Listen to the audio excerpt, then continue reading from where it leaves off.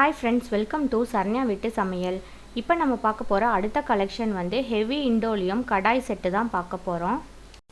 இந்த ப்ராடக்ட் வந்து பார்த்திங்கன்னா நல்லா ஹெவி இண்டோலியம் கடாய் செட்டு தான். இதில் வந்து மொத்தம் 4 பீஸ் வருது. 4 பீஸுமே நல்லா ஹெவியாக இருக்கும். இந்த கடாய் வந்து பார்த்திங்கன்னா மல்டி பர்பஸ் யூசேஜ் தான். நம்ம இதில் என்ன வேணாலும் சமைச்சிக்கலாம். அடி கனமாக இருக்கிறதுனால சுத்தமாக வந்து இது அடி பிடிக்கவே பிடிக்காது. இது வந்து நம்ம ஸ்டவ்வில் தான் சமைக்க முடியும். இந்த 4 பீஸ் கடாய் செட்டில் பார்த்திங்கன்னா மொத்தம் 4 சைஸ் வருது. சைஸ் 1, சைஸ் 2, சைஸ் 3, இது சைஸ் 4. இந்த பீஸ் வந்து ஸ்மால் சைஸ் கடாயி சைஸ் 1. இதோட சென்டிமீட்டர் வந்து 24 சென்டிமீட்டர். இது வந்து சைஸ் 2 26 சென்டிமீட்டர். இது சைஸ் 3 28 சென்டிமீட்டர்.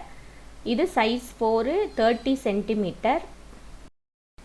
இந்த கடாய் வந்து நல்ல ஹெவியான கடாய்.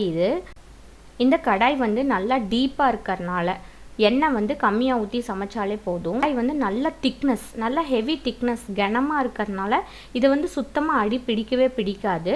ரொம்ப யூஸ்ஃபுல்லாக இருக்கும். இந்த கடாயோட பேக் சைடில் பார்த்திங்கன்னா நல்ல மெட்டல் ஃபினிஷிங்கில் கொடுத்துருப்பாங்க. அதே மாதிரி இந்த கைப்பிடி வந்து பார்த்திங்கன்னா நல்லா கனமாக இருக்கும். இந்த கைப்பிடி வந்து ஆடாது, அசையாது, ஹெவியாக இருக்கும் கைப்பிடியும்.